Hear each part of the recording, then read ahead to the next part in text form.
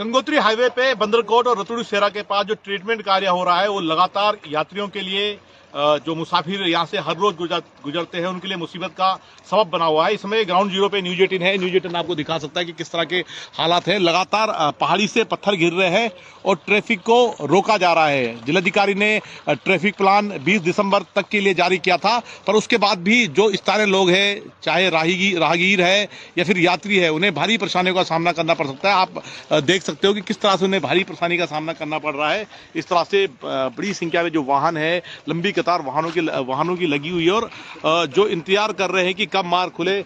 यहाँ पे आप देख सकते हो कि किस तरह से इंतजार कर रहे हैं और हर दिन यही हालात देखने को मिलते हैं, जिससे जो घंटों जो मुसाफिर है उन्हें घंटों रास्ते में गुजारना पड़ रहा है। गंगोत्री हाईवे है, ये मुख्य सड़क है। ये यहाँ पे कुछ लोग भी मेरे साथ मौजूद है, इनसे जानना चाहेंगे कितनी देर से फंसे हो आप लोग? बिल्कुल, हमें अभी तक देख सकते हैं यहाँ पे 2-3 घंटे होने वाले हैं अभी, और हमें जो है बहुत दूर जाना था, मगर यहाँ पे जो मार्ग अभी कटिंग चला, जो कार्यदायी संस्था इस समय काफ़ी लापरवाही है, क्योंकि दिन का टाइम है और दिन के टाइम पे लोगों को घर जाना होता है, किसी काम के लिए आज इमरजेंसी होती है, मगर इमरजेंसी के कारण लोगों को जिस तरह से रोका जा रहा है तो काफ़ी दिक्कतों का सामना हो रहा है। जो कई लैंडस्लाइड और आप सामने देख सकते किस तरह से लगातार जो पहाड़ी है उस पर पत्थर गिर रहे हो।